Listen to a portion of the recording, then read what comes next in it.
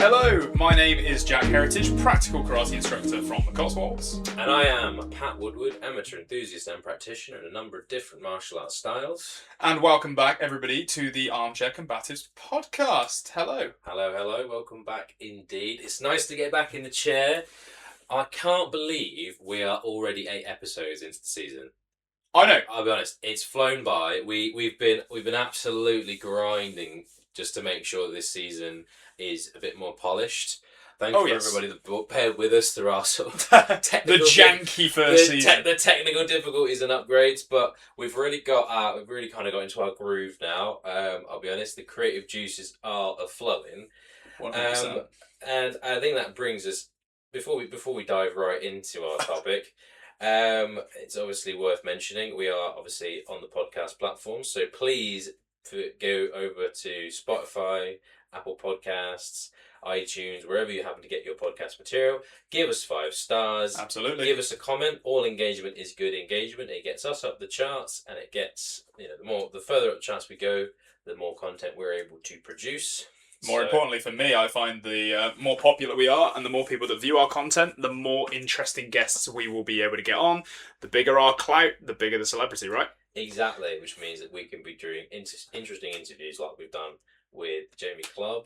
We've had our special guest episode recently. We've got an incredible special guest coming up to cap the end of the season. Can't wait for that. So you should all be very excited about that. We certainly are. So without further ado then, Jack. Yes. A question for you as an instructor. Oh, God. How important is your lesson plan? Oh, no. Maybe not your lesson. Maybe not. We're coming in swinging today. 4 instructors out there everywhere. How important is it to have a dedicated lesson plan that you stick to? Now, I am so split with this, and I think there are arguments to be had either way. Quite meaty arguments, may I add, because I have gone to classes that have been incredibly structured before, and structured to the point where it's like, I know exactly what I'm going to be doing in every second of this next hour. I have equally been a part of sessions where it feels like there is absolutely no plan and no structure, and I've had either a really fun time with it, or I've also been thinking like, what are we actually learning here? So for me, I think there is benefits in having a lesson plan, because I think you need to have, there needs to be a clear goal. There needs to be like, what am I trying to get out of training? So as an example, my lesson plan is often, I don't sit down and write formalized lesson plans. I don't come into the dojo going, today is week 7 of the 8-week period, and today we're doing grappling to start, looking at arm drags, then we're doing this, and we're doing this, and we're doing this. The way that I tend to do my lesson is that I don't have a formalised plan, but I use the syllabus as a structure, and we try to have a structured, a roughly structured lesson in that, we need to have warm-up drills, we need to have some, Kion drills where you're working with a partner, we need to have some grappling, we need to have some kata, we need to have some application, and then ideally we'll have some pad work at the end. For those of you, to be clear, as you know, I teach practical karate. When I say grappling, when I say drills, when I say partner drills, all of that will lead to some form of sparring. So it'd be like you will be sparring the techniques that you've played with, you'll be sparring the grappling techniques that you've worked, and there's like a general progression where you'll always be doing some sort of live or resistant training with that. However, as I know why Pat's brought this up, because I am famous for going off on certain tangents. Jack loves a tangent. And this is kind of why I thought it was a really, it's a little bit mean of me to put him on the spot. I'll hold my hands up to that, but I think it's a really good one to ask Jack specifically, as opposed to a different instructor we could get on, or a special guest in that regard, because Jack likes a tangent. There's always this kind of lightning stroke moment in a class where Jack remembers, this grappling technique that we're doing actually links really well into this stroking drill that I know. I will say, with 99% accuracy, you never feel like it's a wasted jump. You never feel like Jack's just going off the rails and he's just gone nuts and he's pulling shit out of the bag. And it's always a case of every thought that is formed in this tangent links back to the original purpose of the drill. I think in a weird way, these classes are a really good metaphor for what we talked about in terms of finding the principle in a technique. Sure. And the idea is today we're looking at this certain subset of principles, which isn't confined to like just grappling or just striking or just groundwork or whatever you want to go into that sense. And the reason why it's a bit shysty of me to ask Jack specifically, because it is a case of, do you go into a class with that set lesson plan, or do you kind of go in with a set topic and go, this is what we're going to do and see what comes up? I think it's quite important to have a lesson that follows similar principles. Just because I think you end up with a mess otherwise in a session. So, when I say we split the class in terms of what we do, like we want to make sure that we go over, the fundamental stuff, because you've got to do that or else you don't get better, right? You have to keep repeating drills or else you do a drill once and you never do it again, you're not going to remember it, right? Yeah. There needs to be certain elements that are practiced as your standards. But nevertheless though, I think as long as let's just say we're doing a striking based drill that is required. Let's just say the drill is, I'm throwing a jab, you're slipping. Okay, so it's just a basic warm-up drill. I throw a jab, you slip. I throw a jab back to you, you slip. Bang, bang, bang. And it's just like bump, bump, bump, back and forth. Just quick drill. At the end of the day, it's not sparring. It's just for the kind of, let's warm things up. Let's get the arms moving. Let's get the head movement going. Let's think about where our guard is. Let's think about our footwork. Are we stepping out? Are we just moving there? All these kind of things. But then from there, you could be like, okay, well, actually, this links quite nicely to clinch entries. If I'm thinking slip the jab, move in, and get some sort of body lock. Okay, there are things in here that can link to other things. Now, I think the only issue that I would say with going off on those tangents is you're potentially opening a can of worms that you now need to spend more time explaining, and because of that, it slowly spitballs into this like whole session of stuff, and you haven't got back to the original purpose of what you were trying to do. And I think that's when it can be quite dangerous. I think if you're only ever teaching in tangents, the initial purpose and the initial objective of what you're learning becomes unclear.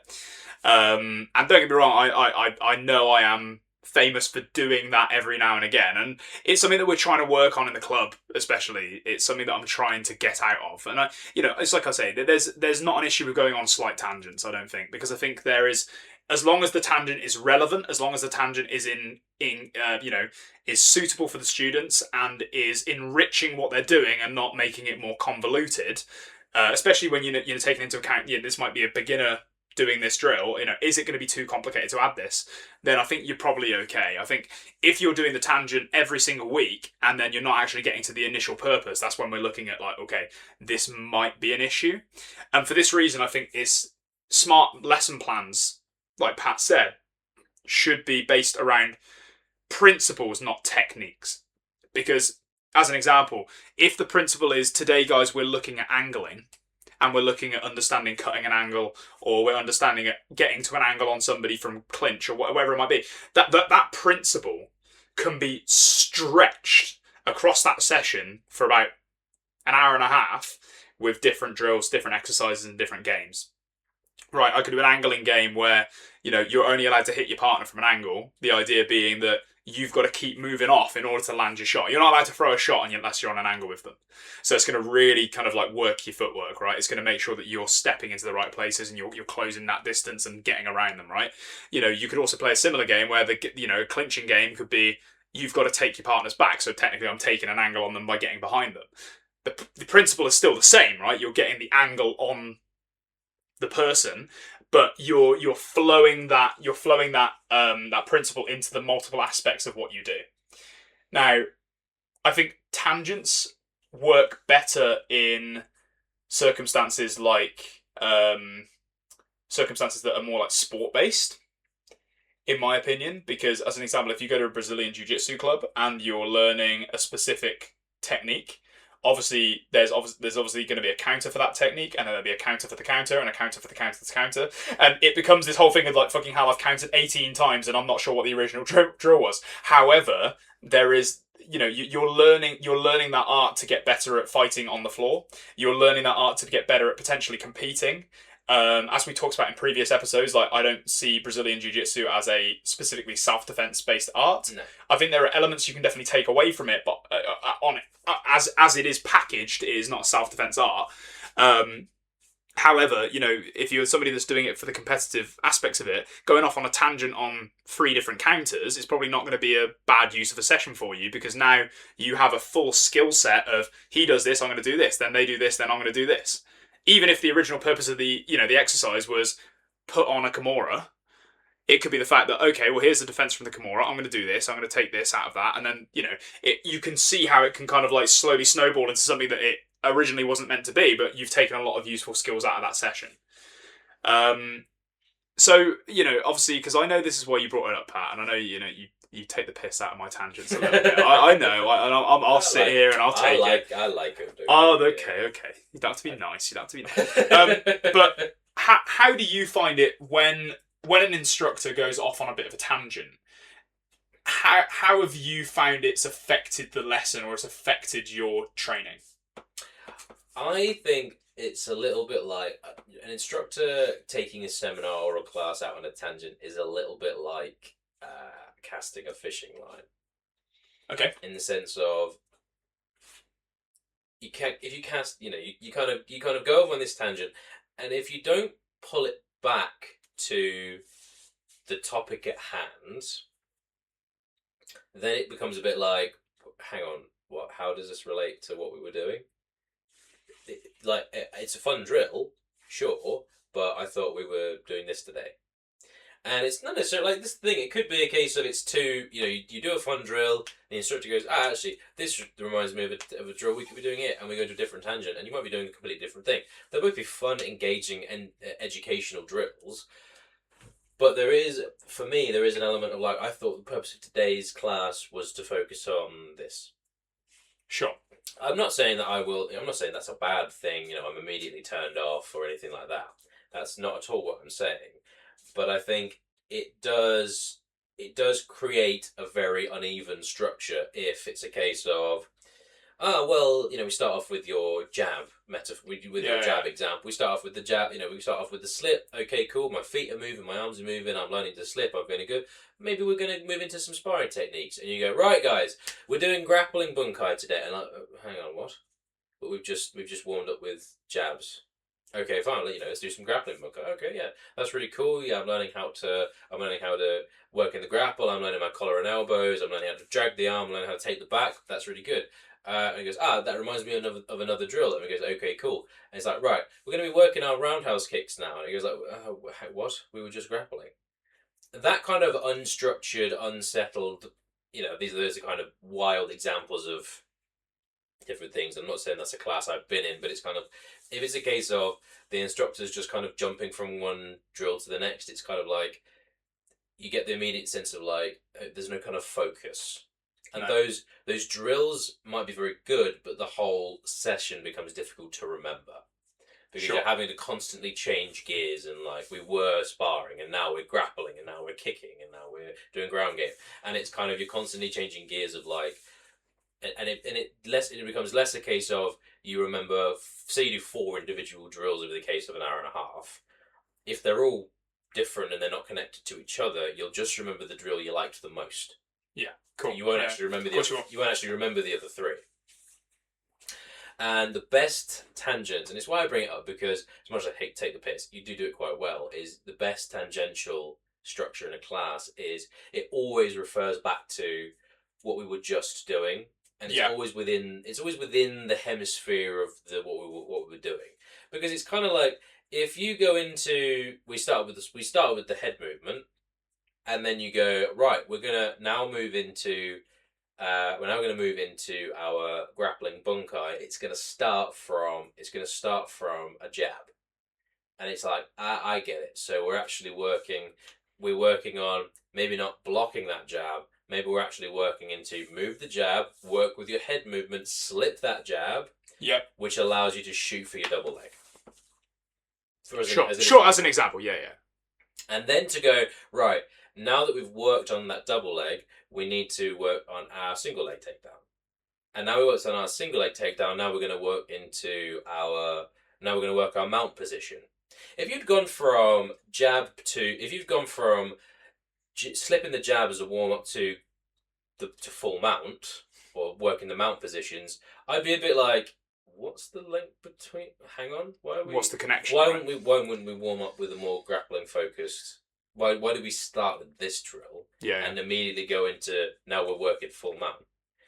But to go from, you take the jab and you tangent off into the jab. The jab is something that might get thrown, and it's a good punch because of the angle it comes. It's a good punch to drop under to go for the double leg. The double leg can be a bit messier though, so where you go for the single leg. If you go for the single leg, you usually go down with the guy. So we need to work mount positions. Now we work mount positions, we need to get back up again. Sure.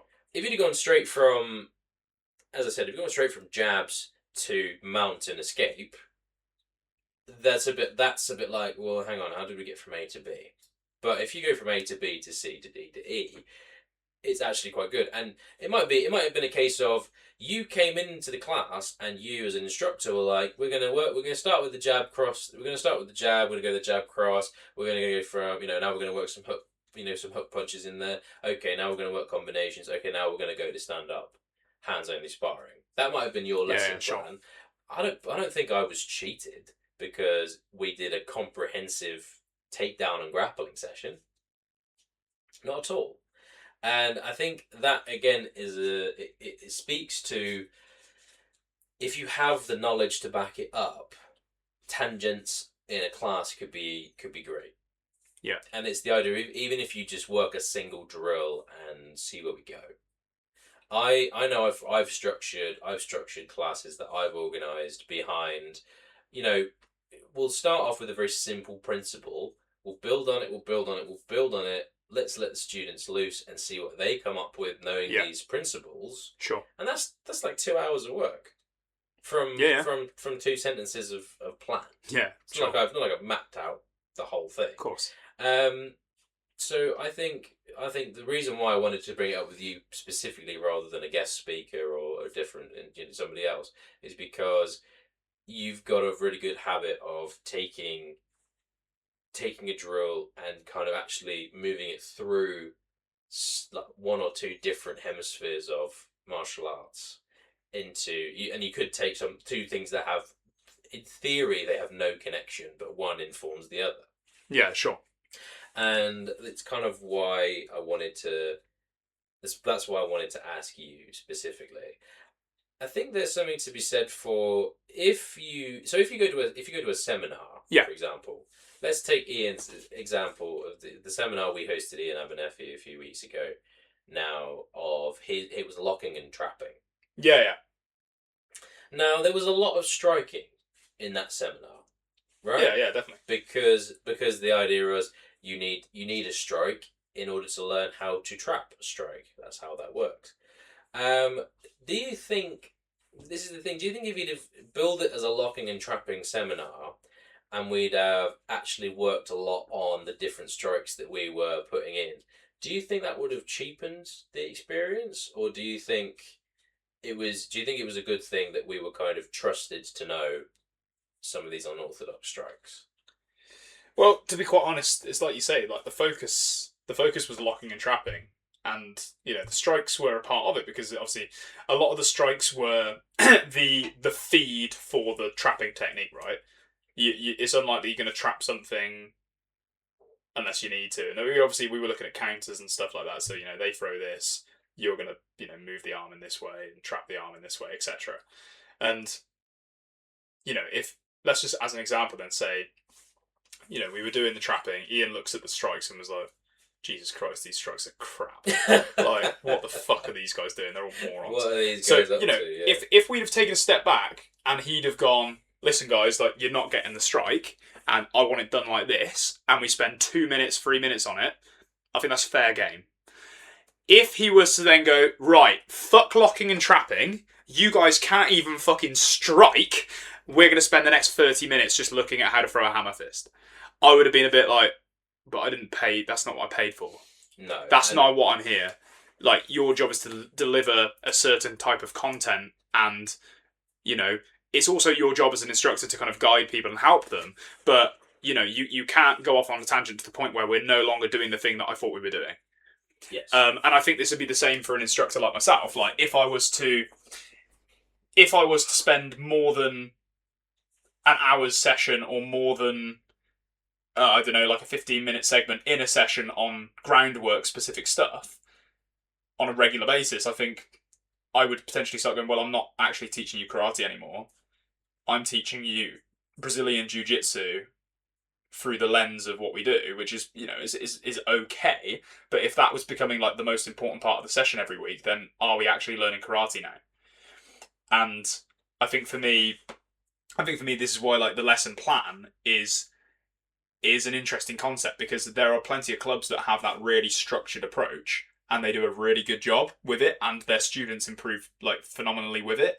I think the difficulty that we have in what we do is the fact that we have a wide range of skills that go through striking, grappling, takedowns, ground game. Like, you know, there is a lot to do, and I think because of that, we have the difficulty of trying to split that class and make sure that everybody is doing a bit of everything in order to ensure that they're actually taking something valuable away from the session. Because at the end of the day, like I had recently. I'm sure he won't mind me talking about this, but like I recently had a phone call with Ian Abernethy about this because I know he's been teaching for a hell of a long time, and I was like, you know what, I could do with a bit of advice here, because we've got students that, you know, train 1 hour a week. We also have students that train 2 to 3 hours a week. So how do I balance a session to make sure that my students are getting the optimal amount out of their class without, you know, without kind of like making too much of a formalized lesson plan, but also like, how do I structure that in a way where everybody is consistently learning and everybody feels like they're progressing? Because the way that I've always looked at it is, if you have too much structure, you end up with a class that is like, now we grapple, now we do this, now we do this, now we do this. And you end up kind of just repeating the same drills over and over again. So you get like a group of people that are really, really good at doing a subset of drills, but then you end up with people that either get bored because we're never doing anything new, or you end up with the people that have been doing it for, you know, 15 years and they've never progressed past fucking black belt because all they've ever done is like this subset of stuff. So for me, I feel like there needs to be like an understanding that the lesson plan should have the students in mind and the goals of the students in mind. And one of the things that we find does help with that, and one of the things that Ian suggested to me, which luckily I was already doing, was having a syllabus and a grading sheet.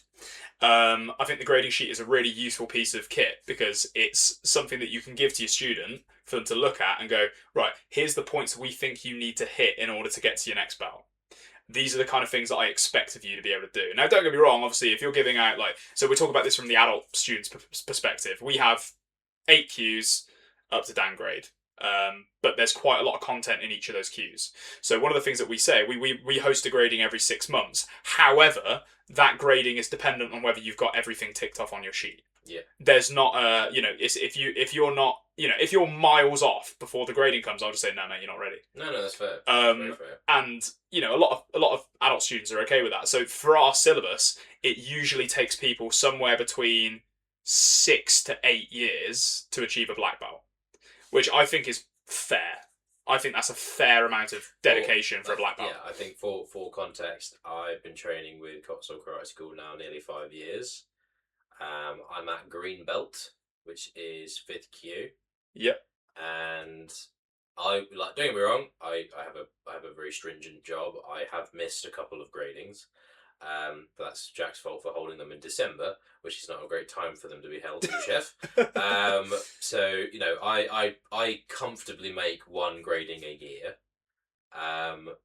But there's the opportunity but you know, we grade. You grade twice a year, which I think some people might say is very sparse.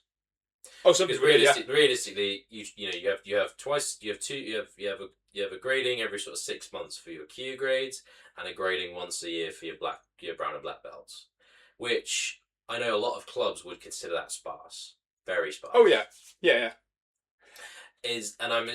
That's, well, ironically, we're on a bit of a tangent now. But is that purposeful? Yeah. That's yeah. Very purposeful, because okay, so there's the thing I've tried to move away from, despite how much kids love it, is the idea that every 3 months you're grading for your new belt. I hate that mentality, because then, especially as an instructor of karate, which is often one of the worst martial arts for this, you end up with kids that are just, the expectation is every 3 months I get a new belt. Every 3 months I am now better than I was before because I've achieved this. Now, don't get me wrong, if you have a club that has got a really spread out grading syllabus, and you've got like 3 months worth of content that you're teaching up to that point, and it's easily achievable by your student by that time, provided they've applied themselves and actually tried and stuff, then fair enough. Then, especially if you've got a wide spread of bouts, and let's just say you've got 12 different bouts, and within, what that'll be, let's just say, so it's 4 gradings a year, so let's just say it takes 4 or so years to get to a black belt level. Let's just say that's how your club works.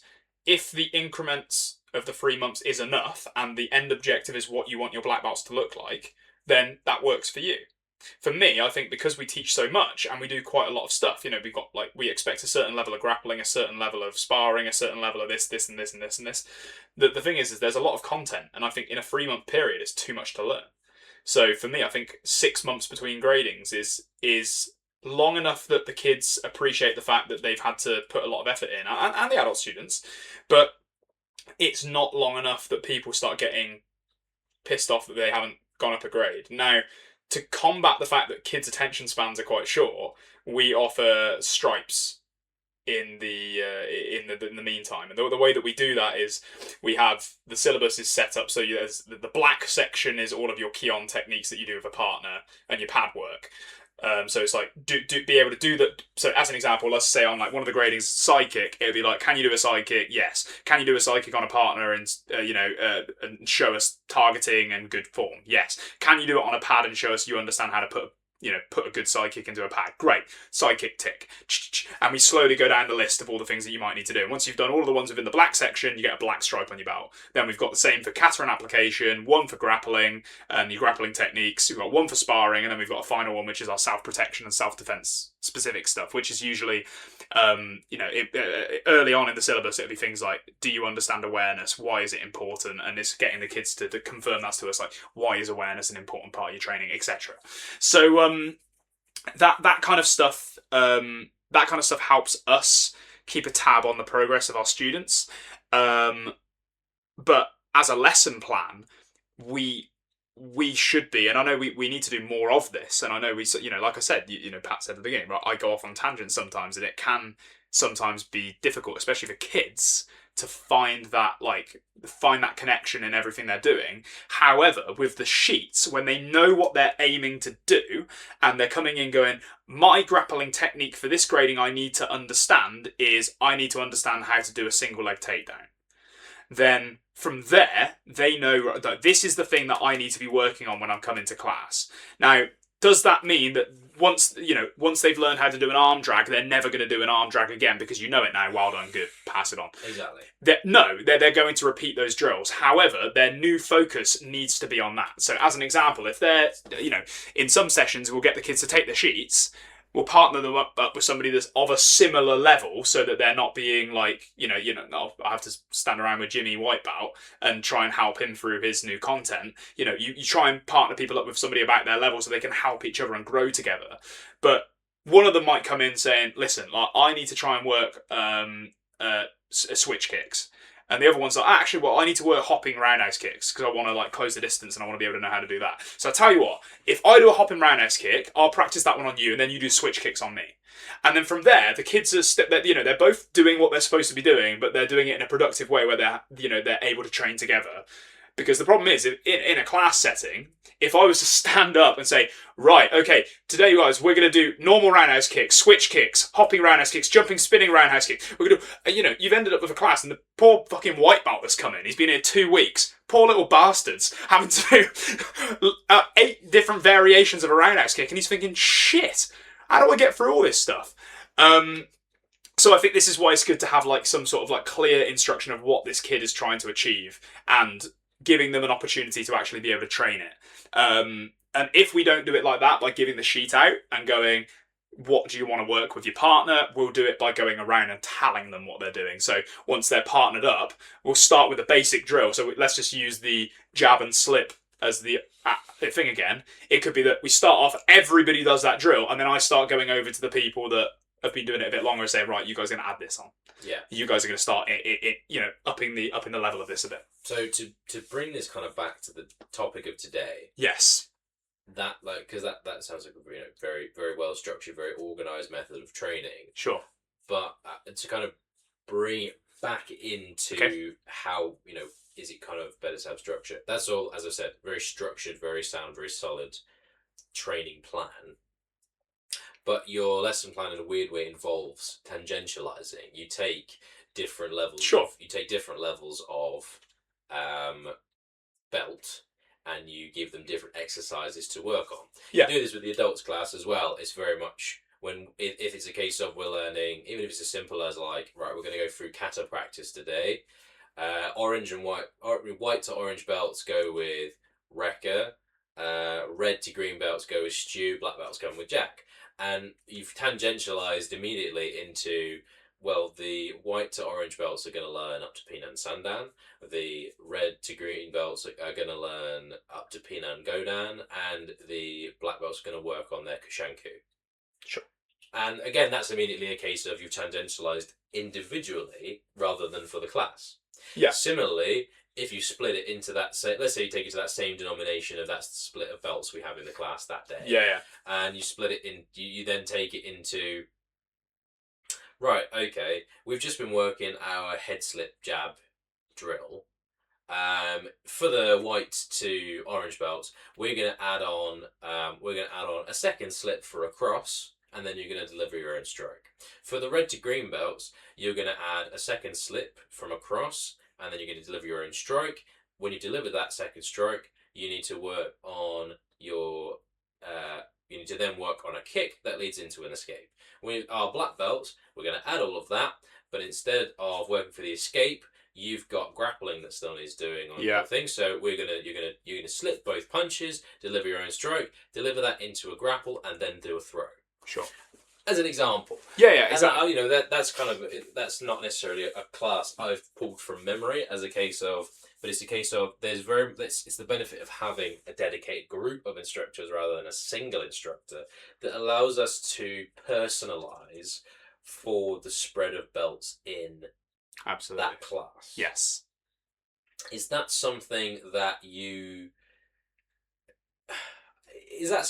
would you'd feel you'd struggle with if it was just you? Well, funnily enough, this is something that I'm dealing with, right?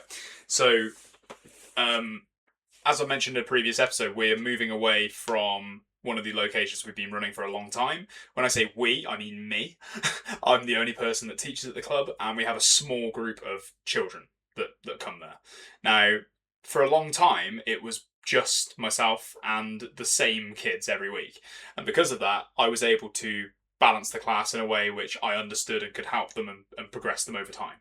The issue comes when... So it's not a club that I advertised. I'll be very clear about that, because basically it's a small location. I didn't pay much for the hall to be there. But because of that, though, I wasn't making a huge profit, but I was just kind of doing it for the sake of, this is the village I live in, and I'm going to make sure that everybody in the village knows that I'm providing a service to the kids that live in the area. Yeah. I wouldn't advertise it because I wanted people in the club that wanted to be there. Now, because of that, though, it makes it quite difficult when you get newbies in. So I had a sudden influx of free students joining me, all of them like beginners in karate. Yeah. And it made my lesson incredibly hard to run, just because I've been doing specific stuff with these guys for a while. I've got kids that have been training with me for 2 or 3 years, and then I've got a kid that's never thrown a jab before. Yeah. And this is a part of the struggle of teaching.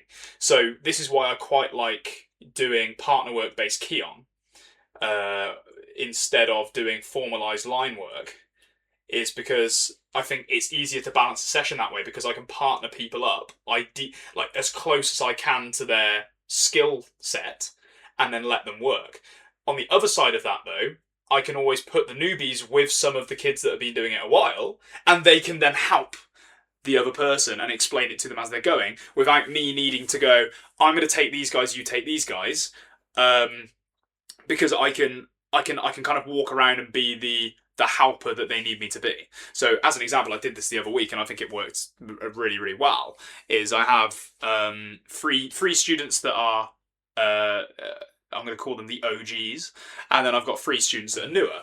Now, I partnered the new students with the old students. Yeah. And the focus of the class was a lot better, because they weren't working with their friends, they were working with somebody they didn't understand and they didn't know as well, but they were also trying to help them and giving them some tips and tricks. And especially there's a young student that's been training with me for 5, nearly 6 years now. Actually no, it's got to be over 6 years. It's actually her 7th year of training. Very nice. And so she is now, I believe, 13, and she knows her stuff, and she's a really competent kid. Knows karate well, understands the principles, which is a really important thing for me. She's a junior black belt, so for me it's like that. She understands the principles, which is most important. But the thing for me is that, like, I put her with the kid that I knew needed the most help, and because of that, she was able to guide him, help him, and give him some like quality instruction as she was going. So even though they were both training, she's able to go, if you're doing your roundhouse kick, just make sure you turn your front foot. Make sure you open your hip as you come round and stuff like that. So and that for me was a way that I could get around it. However, it is still difficult, because I am now putting my trust into other people instead of being able to control the quality of the session. If you see what I mean. Like, don't get me wrong, she's a very competent 13-year-old. However, there are things that she might misunderstand and might explain in the wrong way, and now that might be an issue for this new student that's never thrown a punch before. Maybe she's missed a key detail because she never thought about it as a 13-year-old non-instructor. She might have not thought, I don't need to mention that, it's not important. And then obviously you might end up with a kid that's now throwing a shit jab because they haven't quite understood what she was doing. So there is a quality control thing where it's better to have a number of trusted older instructors to actually aid the progress of your students. And this is a separate topic of overcorrecting in class. Yeah. And I think maybe we bring that into season 3 at some point and talk about that, because I do find that as a bit of an issue, where you do have people that do that. But anyway, point I'm trying to make is that we moved away from this club based on the fact that, because I'm the only person there, the balance of the session can sometimes be off. Yeah. And it makes the lesson plan incredibly hard to put together, because now I'm having to deal with beginners and advanced students. So for me, this is why we're moving the club to another location where there is going to be another instructor present, because then it gives me the opportunity to actually split the class and go, right, these guys are working on this, we're working on this. And as good as your lesson plan can be, it's really hard if you've got, let's just say, a room of high-level black belt instructors that are coming to train and Johnny White Belt, because, Johnny White Belt might not know how to do the basics, whereas you've got a group of people that have been doing this for 15, 20 years, and they're looking to get, like, a really productive session out of it, and you're having to either bring Johnny White Belt up to the level of the black belts, or you're having to bring all of the black belts down to the level of the white belt. And that's where I think the lesson plan can be important, because it allows you to balance that a little bit better. Now, don't get me wrong, I don't think there is a perfect way of doing it. I've done some methods and I think they work. I've done other ones and I've looked at it going, Jesus, this is not working whatsoever. People are not getting this in the way that I want them to. But I think as long as you're mindful of it and you're able to kind of recognise when things aren't working or what things are working and what to repeat, then I think you're on to, that for me, that's a sign of an instructor that cares and a sign of an instructor that wants the best for their students. And that moving it into the kind of tangential structure versus structure argument, I think it's a sign of a really dedicated, really well practiced instructor that you have an idea of what you're attempting to teach, and you're not limiting yourself to it must be through this sequence of drills this structure thing. I know for a fact that we spoke about this last season in our creating a syllabus.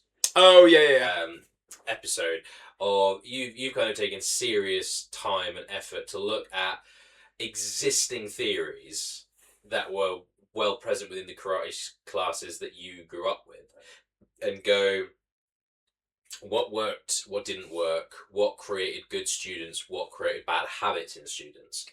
And so I would kind of almost bring it back to the topic in asking, if you are kind of keeping this sort of free flow, laissez-faire, tangential structure, do you think there's room that creates bad habits in your students and your instructors?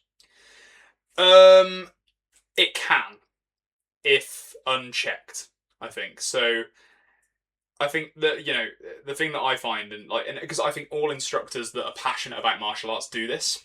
I think all of them have tangents in certain ways. All the instructors I've trained under at some point have had some form of tangential kind of thing that happens. And I think as long as there is some sort of understanding that, that tangents are beneficial, but only to a certain degree, then you're going to be okay. Because there's examples of this that have happened in the club, right? Of our other instructors, Rekka and Stuart, both great instructors in their own right and very, seasoned martial artists. They can easily go off on tangents too. And sometimes, I'm trying to wrap up the class and I'm looking over and Stuart's still teaching this a little bit of bunkai. I'm like, come on, Stu, we got to go, man. Come on, mate, wrap it up. The site team are here and they're telling us we got to leave. But it comes from a good place, because from him, he's like, I want to give as much value to the students as possible within this session. And I think, as good martial artists and good instructors, we should be looking to provide value. That's what we're trying to do in our sessions, right? We want people to come back, not because they think, not because they feel like they have to, but because they feel like they want to, and they feel like that what they're doing is giving them something, and giving them, whether it's confidence or whether it's giving them, combative skills, whatever it might be. But if it goes unchecked, the tangent side of things, like we kind of mentioned at the beginning, we end up with a class that is tangents. You end up with a class that is all about, this is an interesting thing I did in a class I did a few weeks ago when I did play with this today. Or this is something interesting, I'm going to play with this. And it's okay playing, but if you end up with people that don't actually understand the fundamentals because you keep going off on tangents, you end up with a club that's got a lack of understanding of what you're actually trying to do and what you're actually trying to achieve out of perfecting this art. So this is why I think structure and lesson plan is important, but it is not the single most important thing about the lesson itself. I think having a strong syllabus is arguably more important than having a strong lesson plan. Because I think your syllabus should inform what you do anyway. If you are not practicing the things on your syllabus, there is something wrong with your syllabus. Yes. If you only ever do syllabus and never expand past it and never add anything to it or never go off on an interesting tangent, I would also argue that you might be limiting your art and not expanding out of it. And I think there's something to be said either way, that both of the elements of tangents and structure are important, but it's almost like finding the correct balance that is best for your students. Because at the end of the day, as an instructor, your job is to provide value for those students, and they need to see that they're improving in what they're doing. And if they're not, that is, we had the conversation about bad students a few weeks ago, but nevertheless, if they're not improving and they are a decent human being, a decent student, and they're listening, then there's something wrong with the way that you're teaching. There is something either wrong with your syllabus, your lesson structure. There's something wrong with how you're providing this information to them because something's not going in. So, on that note, Pat, I would just like to get your closing thoughts on this. Okay. Because I think I've talked a lot from an instructor point of view, and I know you've talked also from the student point of view and like the experiences you've had. Based on everything that I've said and everything that I've talked about, what do you think is kind of like the key points to take away from lesson plans? I think the key point is have a plan. If the only part of that plan, that plan could be one word. That plan could Sure. be plan could be awareness. And you just pull your prior knowledge and the knowledge of your fellow instructors, and you work on some really solid awareness drills for the class that you have in front of you. As an example, I don't think it's necessarily a case of all tangentialing is bad or all tangentialing is good. If it's a case of you have a set lesson plan and you have three things you want to really cover, 3 drills, and they lead into each other, and you find a 4th and a 5th drill, that's not bad at all. Sure. That's just allowing your students to train in different ways and see different things that's going on. If you're just approaching this from the attitude of let's start with let's just get the feet moving, and we'll do a sparring footwork drill as a start. Now let's transition into our I guess grappling, and right now that we've done that, I guess let's get the kick pads out. That those lessons, they feel rudderless. They feel like they don't have a direction, and if you're kind of getting into that mindset, you don't have a clear plan of even a core principle just to bring it back to. Then the lesson's going to feel unsteady. Definitely.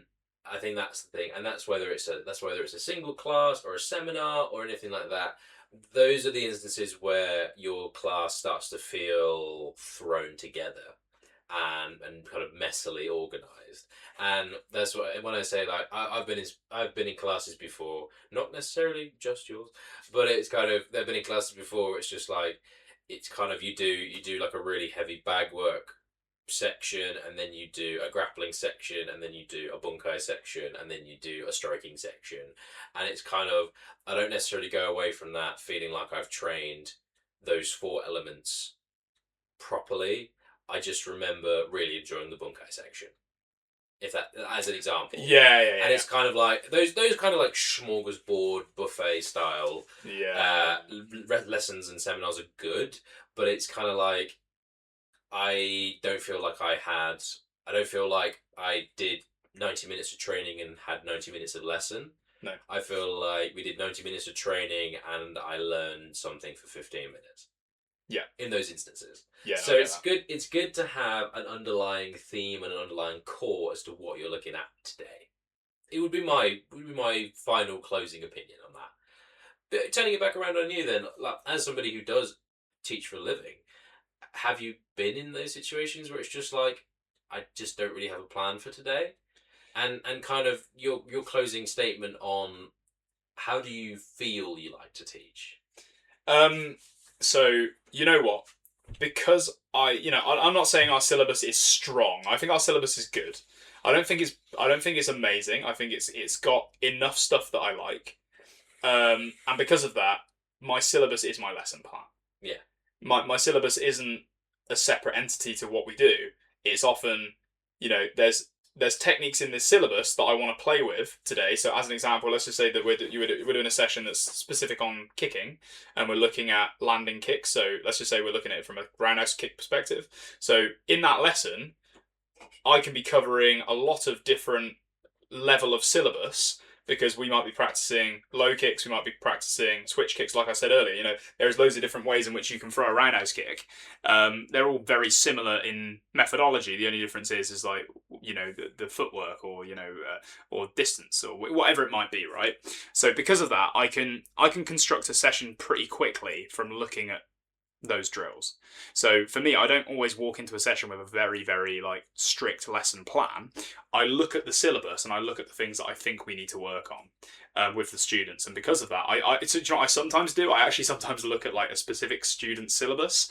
I look at like, okay, let's do some stuff for Pat, and then we'll find a way of like blending that in with what everybody else is doing, because then it makes sure that I know that Pat's covering his content, and I know that this content here is going to link back to this content here for Dave, and this content here is going to help Belinda get better at hook kicks. So as an example, I tend to use the syllabus as my structure. So before each session, I know a lot of people won't see this because obviously you come and train and the kids class has already happened and we're just kind of like getting them all out and getting the adults in. I tend to get my syllabus out, I get the sheets out for all of the kids and all of my students, and I look through the stuff that hasn't been ticked. Yeah.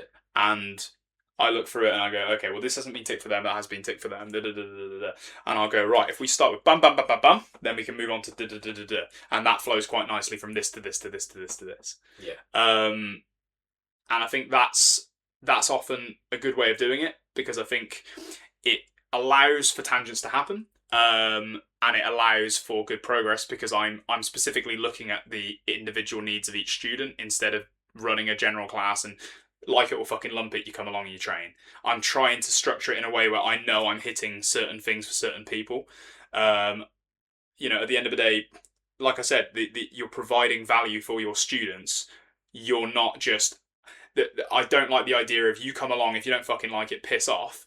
At the end of the day, I do what I do, but I do it because I'm trying to improve you. And because of that, I think... that funny enough, like, the other question you asked is like, what style do you prefer to teach? I prefer to teach in a way that is slightly more free flowing, because if there's something that we identify in the session as like, so as an example, let's just say with Pat, we're working on shoulder throw, and we start working it, and Pat nails it in like 5 or 6 reps, and he's like, he's got this. Footwork's good, positioning's good. Whatever. I'm not going to go, well, actually, Pat, I put a 15-minute segment on this. You are going to do the next 10 minutes, and you're just going to keep throwing Ippon-C and Aggies at me. Yeah. Eventually, I'm going to go, right, okay, Pat's got this, let's move on. Yeah. And the moving on might be the tangential thing. From this, if somebody doesn't get taken to the floor, they step out of it, what do we do? Yeah. How can we turn this into another drill? Or how can we link it in with the bunkai that we're already doing? How can we link it in with Pinan Godan? We can start to be slightly tangential about it, but without it feeling like we're completely separating the needs of the student and the objective of the training in the club. Does that sum it up all right? Yeah. Completely. So, well, I think that's a nice little modicum to leave it on. I think that's a good place to end it. I think there's a lot in there. Yeah. In terms of experiences from other people, and I ask you guys in the comments to talk to us about what style of training do you prefer? Like, how do your instructors teach, and how do you think it benefits you or negatively impacts you? It'd be really interesting to hear your thoughts. On that note.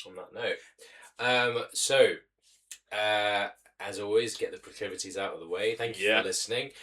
Please go onto your podcast platform of preference. Oh, yes. And give us 5 stars. Leave a comment.